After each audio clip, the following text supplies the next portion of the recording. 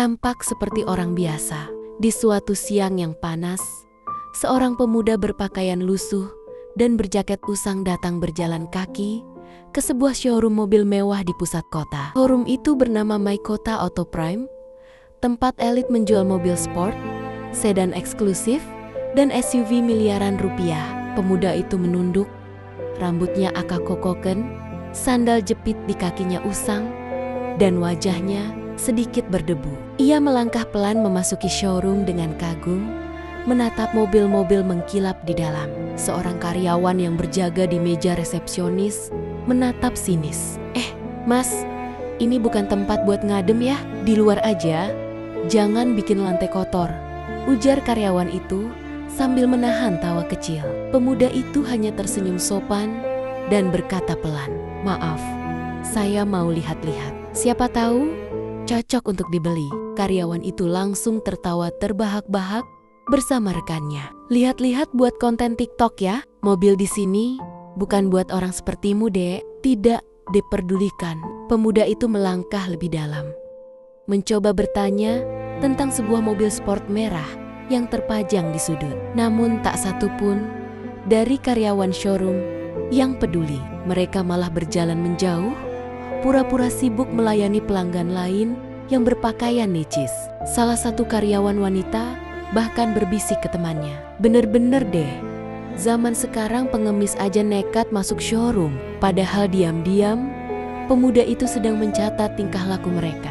Satu persatu, pilih mobil tanpa melihat harga. Pemuda itu lalu berdiri di depan mobil paling mahal di showroom itu, sebuah sedan Eropa keluaran terbaru.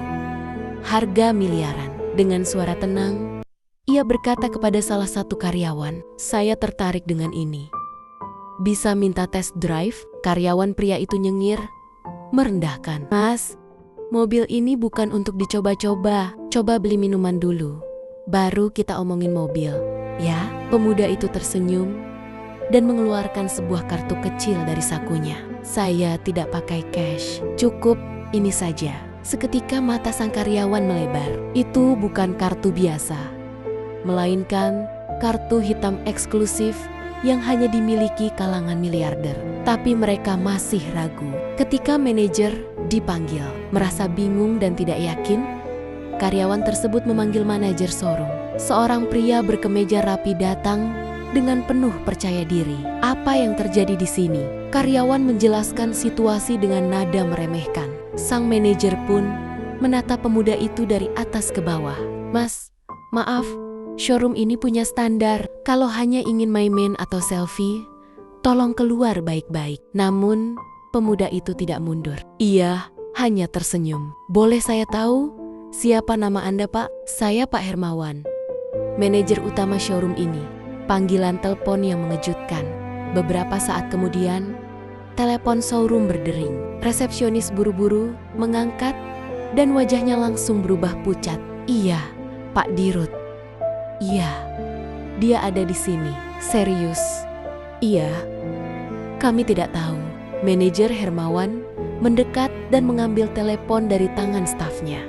"Selamat siang, Pak Hermawan. Apa yang kau lakukan?" "Itu putra saya." Terdengar suara keras dari seberang. Wajah Hermawan seketika memucat. "Tetapi Pak, dia berpakaian seperti tak peduli. Itu putra saya. Dan kau PKT hari ini juga." Identitas terungkap dalam hening dan rasa malu yang menyesakkan. Pemuda itu membuka jaket lusuhnya dan mengenakan jam tangan mewah dari saku celananya. "Nama saya Alvan Ramadan, anak dari Hari Basri, pemilik showroom ini." Semua mata membelalak. Karyawan-karyawan yang tadi menghina menunduk penuh rasa malu. "Saya datang ke sini untuk menguji siapa di antara kalian yang menilai dari penampilan, bukan niat dan sikap." Satu persatu karyawan mulai meminta maaf dengan suara pelan dan gemetar. Pergantian besar. Keesokan harinya, pengumuman resmi keluar. Beberapa karyawan yang mempermalukan pelanggan dipecat. Sebagian lainnya dikenai sanksi pelatihan ulang pelayanan pelanggan. Alvan sendiri diminta sang ayah untuk mulai mengelola salah satu cabang showroom sebagai wakil direktur operasional. Karena kamu sudah membuktikan bahwa tidak semua orang dinilai dari mobil atau pakaian yang mereka pakai. Penyesalan dan pelajaran. Beberapa minggu kemudian, showroom itu berubah. Setiap orang yang masuk baik berjas atau bersendal jepit dilayani dengan ramah, dan Alvan duduk di kursi barunya. Tersenyum melihat seorang anak kecil berfoto di samping mobil impiannya. Ia lalu memanggil si anak dan berkata, "Kamu mau naik? Yuk, abang bantuin." Dan dari kejauhan, mantan karyawan showroom yang dulu menghina berdiri di luar, menatap ke dalam dengan penuh penyesalan.